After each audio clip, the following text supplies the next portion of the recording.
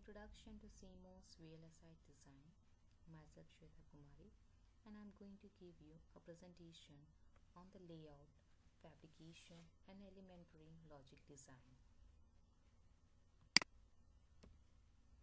Objective. In this presentation, the fundamental of MOS chip fabrication will be discussed and the major steps of the process flow will be examined. The emphasis will be on the general outlines of the process flow and on the interaction of the various processing steps which ultimately determine the device and the circuit performance characteristics. Before going towards the CMOS fabrication, we should know what is MOSFET. Therefore, the MOSFET stands for the metal oxide semiconductor field effect transistor. It is a transistor which is used for amplifying and switching electronic signals. It is fast, cheap and low power transistor. It is of three terminal, drain, gate and source, where the source and the drain is made up of arsenic, phosphorus and boron, and the gate terminal is made up of aluminium and polysilicon. In a MOSFET, the source and the substrate, that is a body, is often internally short-circuited. It is of two types, that is PMOS and NMOS, and the complementary mixture of PMOS and NMOS transistor result into the formation of CMOS, that is complementary metal oxide semiconductor transistor, which leads to less power consumption. Now let us have a look over the various steps of CMOS fabrication. It includes well formation, isolation formation, transistor making, interconnection and passivation.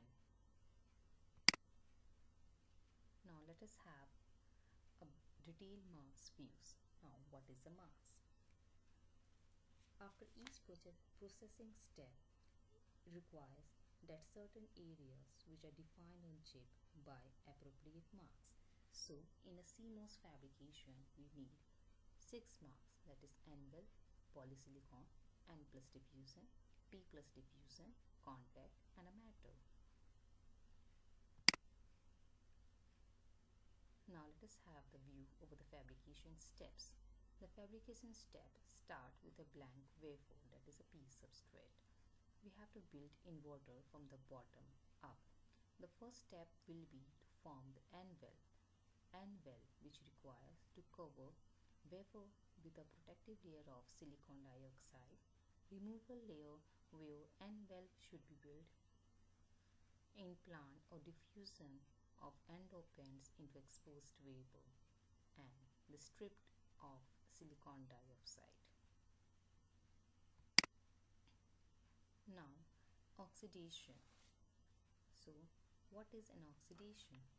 Oxidation is a process of growing thick or thin silicon dioxide layer. Depend on oxide application. So, on the P substrate, a thin layer of silicon dioxide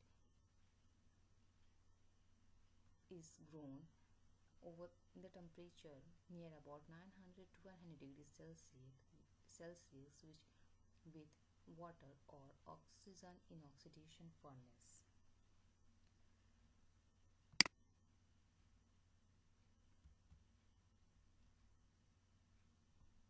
Now after the process of oxidation, the next step is photoresist. The entire oxide surface is then covered with a thin layer of photoresist, which is essentially a light-sensitive, acid-resistant organic polymer initially insoluble in the developing solution.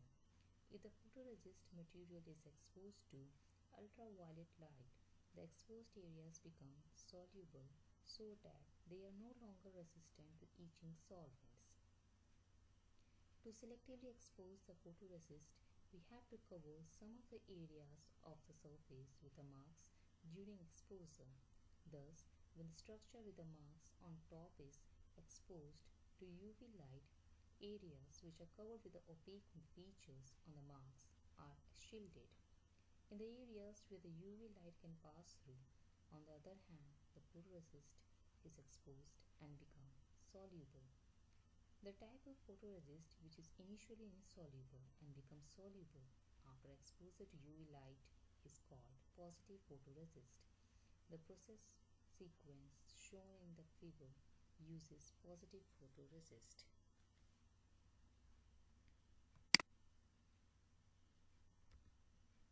After the process of photoresist, the next step is lithography, and the type of lithography we have used here is photolithography. It is a process of transferring pattern on marks to photoresist layer on wafer surface that is pre-patterned the chip. Since each layer has its own distinct patterning requirements, the lithography sequence must be repeated for every layer using a different marks. Photolithography is basically the combination of three major steps which can be summarized as CET, where C stand for photoresist coating, E stand for masking and exposure under UV light, D stands for resist dissolved after developed, that is pre-shape the well pattern at resist layer. So after the process of photolithography, etching comes into existence. What is an etching? Etching is a process of permanently removal of the unwanted part of the design on wafer surface to get the desired pattern. Now, how an etching is done? After the UV exposure step, the unexposed portion of the photoresist can be removed by a solvent. Now, the silicon dioxide regions which are not covered by the hardened photoresistance can be etched away either by using a chemical solvent HF, that is hydrofluoric acid, or by using a dry etch, plasma etch process.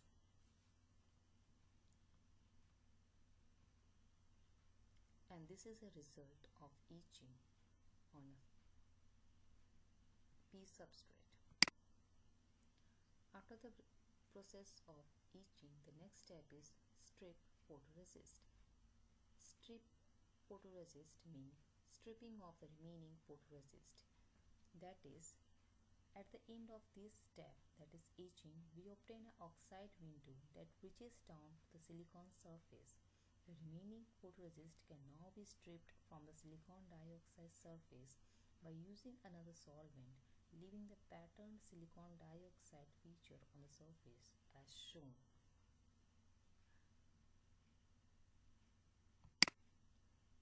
After the strip photoresist, the next step is the formation of N-well.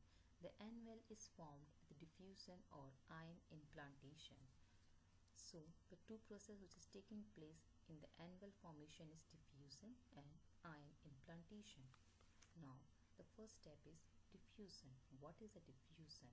It is a process of introducing dopant layer by movement of dopant atoms from high concentration to a low concentration area at high temperature. For diffusion, we have to place wafer in furnace with arsenic gas. We have to heat until arsenic atom diffuse into exposed silicon. The next step after diffusion is ion implantation. The ion implantation is a process of introducing dopant layer by bombardment of high energy dopant ion into high electric field chamber. Now, how it is practically done? To practically implement ion implantation, we have to blast wafer with beam of arsenic ions. Ions blocked by silicon dioxide only enter exposed silicon. As a result of this, we get an N-well here on the P substrate. After the N-well formation, the next step is strip oxide. It can be done by strip of the remaining oxide using hydrofluoric acid back to bare wafer with N-well, Subsequent steps involve similar series of steps as described before. After this, polysilicon step takes place. For polysilicon,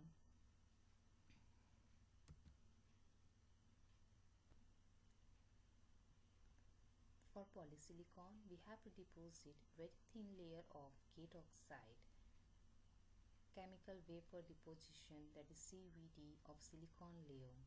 We have to place a wafer in furnace with silane gas, that is SiH4. Formation of many small crystals called polysilicon take place, heavily doped to be good conductor. So polysilicon is heavily doped to be a good conductor.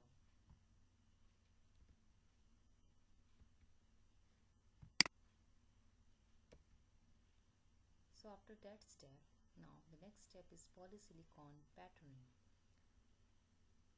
We have to use the same photolithography process to pattern this polysilicon, as I have already told you about the fact that since each layer has its own distinct patterning requirements, the lithographic sequence must be repeated for every layer using different marks.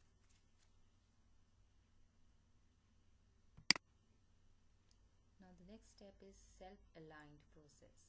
For the self-aligned process, we use oxide and masking to expose where N-positive dopant should be diffused or implanted.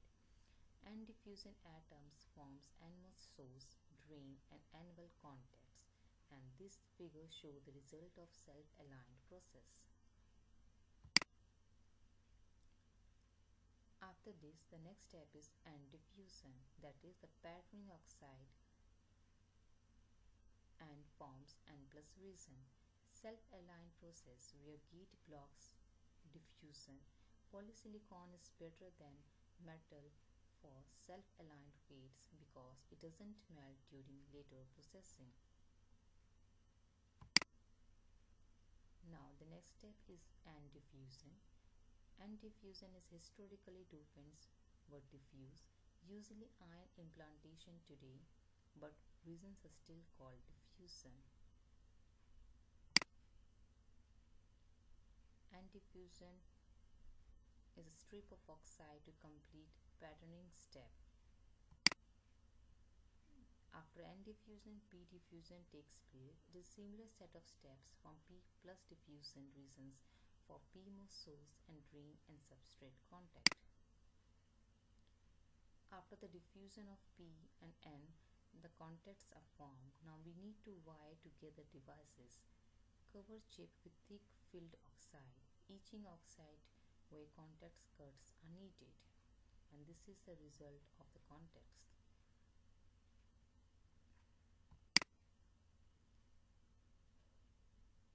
After the contact process, the metallization takes place. We have to splatter on aluminium over whole wafer. Pattern to remove excess metal, leaving wires. After the metallization process, the next step is the layout. So, chips are specified the set of marks. Minimum dimension of marks determine transistor size. Smaller the size, greater the speed, cost and the power consumption will be the less. The feature size, that is F, is the distance between the source and the drain. It is set by the minimum width of polysilicon. Feature size improve 30% every 3 years or so. Normalize for feature size when describing design rules. Express rules in terms of lambda is equal to feature size, that is F, by 2. For example, lambda is equal to 0.3 micrometer or 0.6 micrometer process. Now, conclusion of today's presentation is that MOS transistor are stack of gate oxide silicon. It can be viewed as electrically controlled switches. Build logic gates out of switches. Draw marks to specify layout of transistors. Finally, we know everything necessary to start designing semantics and layout of a simple chip. These are various books and websites we have referred for today's presentation